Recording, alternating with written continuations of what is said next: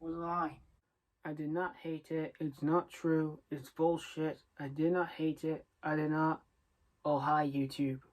Okay. Take 13 and action.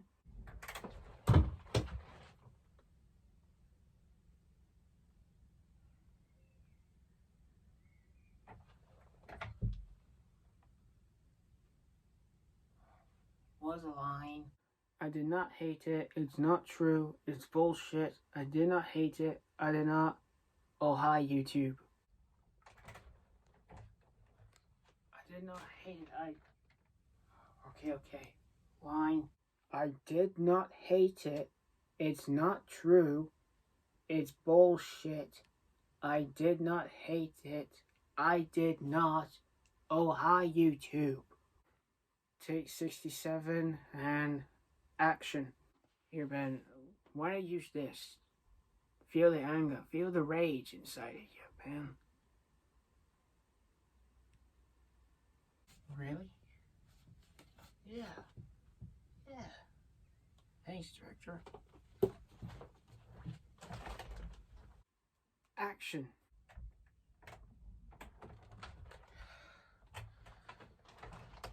I did not hate it. It's not true. It's bullshit. I did not hate it. I did not. Oh, hi, YouTube.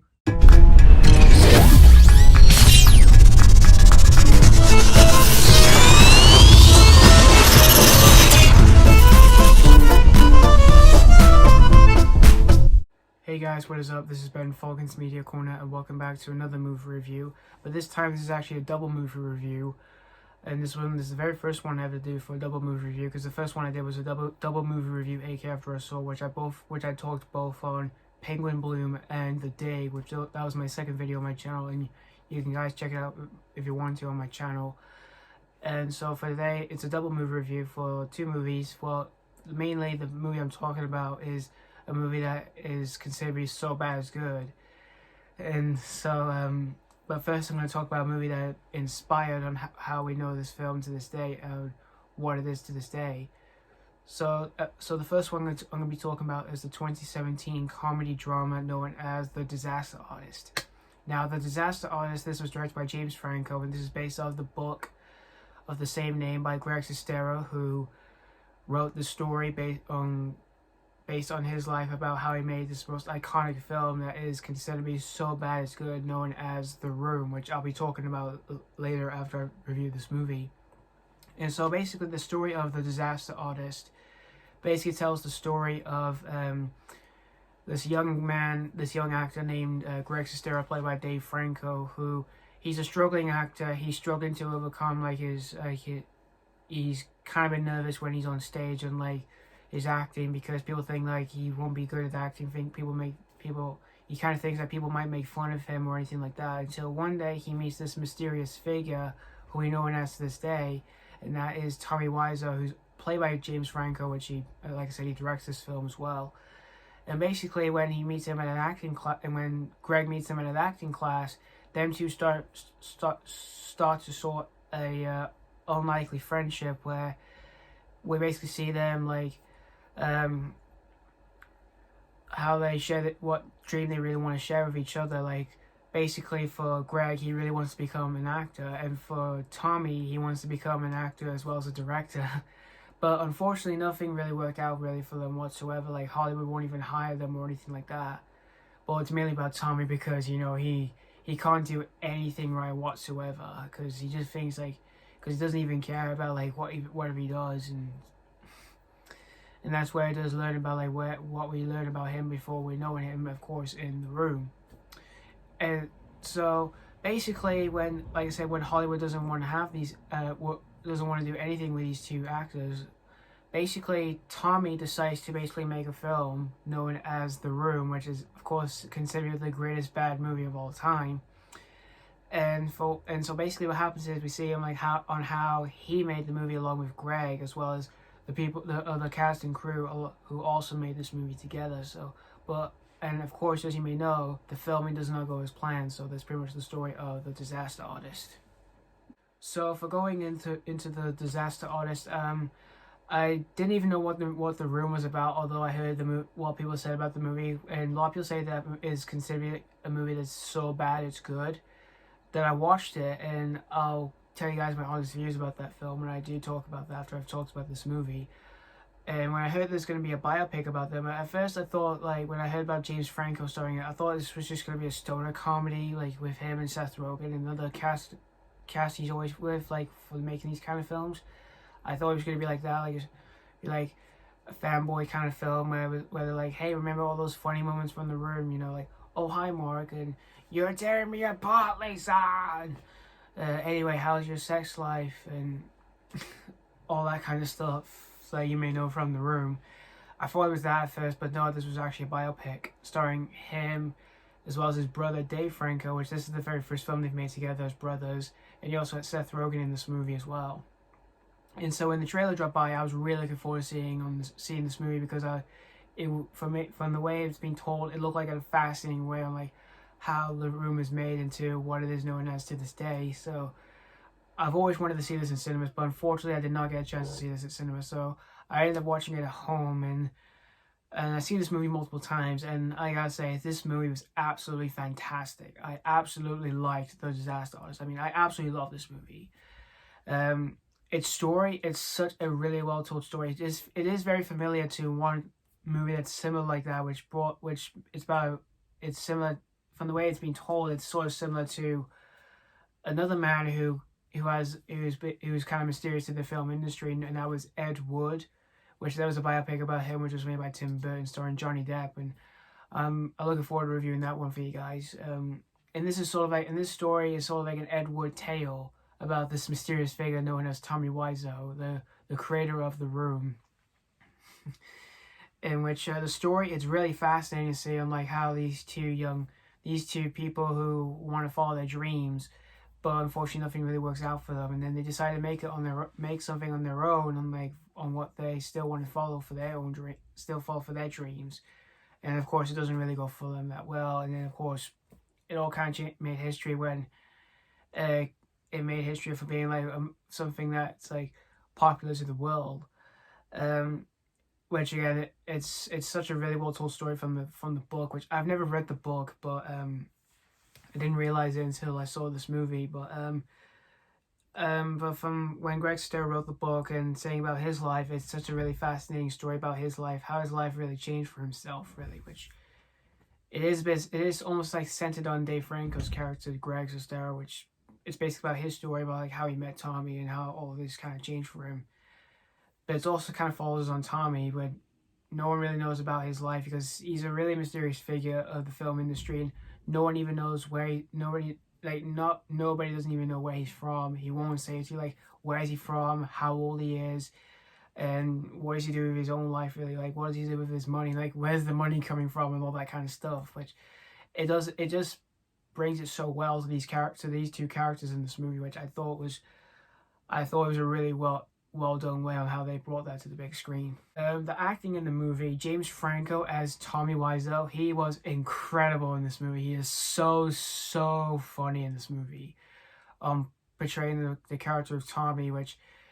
And when we first introduced to him, it was so well done on like how he introduced this strange person in this industry, of the movie industry, and again for like what we see about his life and before, like how all this kind of changed for him when he made The Room, when it was originally sort of like a dark Tennessee Williams thing, but it ended up being, you know, like a black comedy of sorts.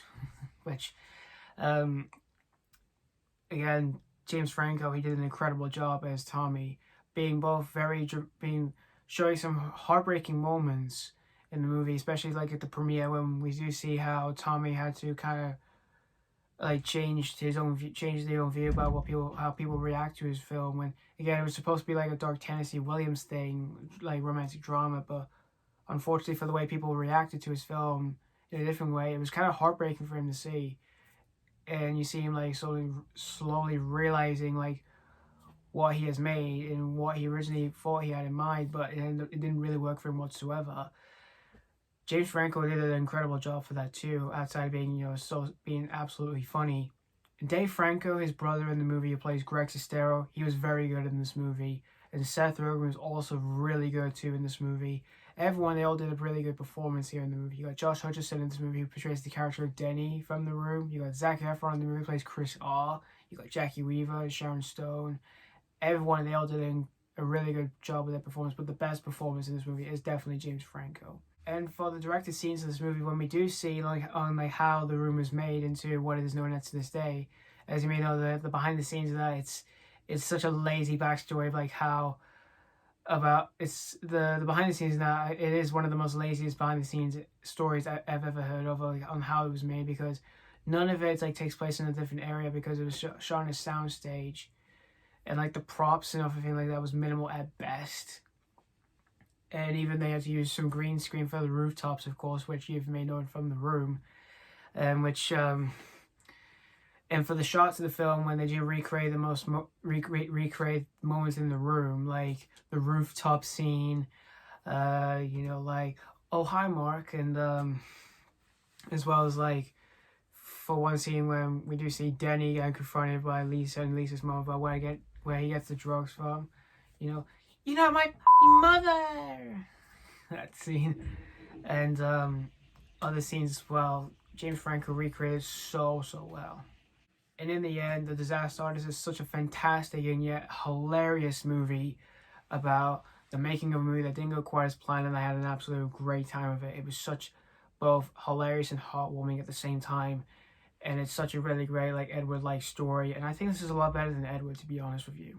I think this is probably one of my favorite films. One of my favorite films that's similar to Edward, but in a different way. And if you're a fan of these kind of films about how they made it into a movie, if you're a fan of movies about someone making a movie that's known as to this day, this is definitely worth the one see. So overall, I'm going to give The Disaster Artist an A. Now let's kick off with, of course, The Room. So, The Room. This was written, produced, directed, and starring Tommy Wiseau, and this basically tells a story about his character named Johnny, who he has a beautiful fiancée named Lisa, played by Juliette Danielle, and basically, he absolutely adores her. He absolutely loves her. He just loves giving her gifts and stuff, giving her a red dress, flowers, and stuff like that. And basically, after one night of having sex together, basically for Lisa, she basically saying that to her mother that she doesn't really love Johnny anymore, and basically she soon starts to have an affair with Johnny's best friend, which is Mark, played by Greg Sestero, and we see this whole kind of situation that's happening between them two, as well as for Johnny. He doesn't even know what's going on, and so he's trying to figure out what kind of situation he's trying to figure out what's going on between Lisa and Mark in the movie. And I guess that's pretty much the story about The Room. Oh my god, why do I even start with The Room? So for seeing The Room, I didn't even know what The Room was about, though. I didn't even know what people were talking about for a movie that's being iconic, or being a movie that's so bad it's good. And so I've seen this movie multiple times, and honestly, this movie, of course, it is a really bad movie, but it's also good at the same time, and this is definitely my favorite movie that is so bad it's good. And I have seen some more of the movies that are so bad it's good, like Showgirls, Troll 2, The Happening, The Wicker Man, the remake with Nicolas Cage. Oh my god. This is definitely my favorite out of all of them. First of all, the acting in the movie. Tommy Wiseau, his acting is really over the top for most scenes in the movie, which, of course, like this. I did not hit her. It's not true. It's bullshit. I did not hit her. I did not. Oh, hi, Mark. And this one as well. You're tearing me apart, Lisa. And anyway, how's your sex life? And you know what they say, love is blind. I'm fed up with this world. In a few minutes, bitch. Yeah. Honestly, Tommy's acting in the movie is really over the top, and obviously really bad. But yeah, it's absolutely, fun to watch every time if you're a fan of this movie. It is so bad it's good. And everyone, they didn't have really good character motivations. Like, there's no really good character motivations in this movie. Like, you don't even care for any of these characters. Like, for Lisa, which she starts having an affair with Johnny's friend Mark. And you got Lisa's mom, who doesn't give a lot of, like, caring sympathy that much in the movie. And even for one of her storyline, it doesn't go back to what's like when we hear like she's got breast cancer. And for like Mark, we see him dealing with the whole situation he's doing outside behind his best friend's back. And you got like Denny in the movie, who's sort of like this creepy kid, which we don't even know is the connection between, you know, Johnny or anything like that. Like if it's his son or brother-in-law, family member, or anything like that. We just see him as this like next door neighbor kid who just who's basically just there to like, he's just basically there like to watch, you know, seeing Johnny and Lisa having sex together. And yeah, there was no really good character motivations, and you don't even know like what these characters are really doing that much in the movie. Because again, the writing in the movie doesn't really make much sense of what Tommy has written, because there's some subplots that just really forgotten, and there are some scenes that just don't really have much, doesn't really make much sense of like why they're in the movie in the first place, when it mainly does not really involve its main story. In which the story, it's really just so confusing as well, like on how it was made. Because again, like I said, for the behind the scenes of this movie, it is such a lazy production history of like what the movie was like. But honestly, The Room, again, it's such a movie that is so bad it's good. It's definitely my favorite movie that is so bad it's good. So if you're a fan of movies that are so bad it's good, this is a one to see. So for me, I'm gonna give The Room, of course, an F. But for being bad, but for being good, I'm gonna give this movie an A+. Oh my god. So yeah, thank you guys so much for watching for my review of The Room.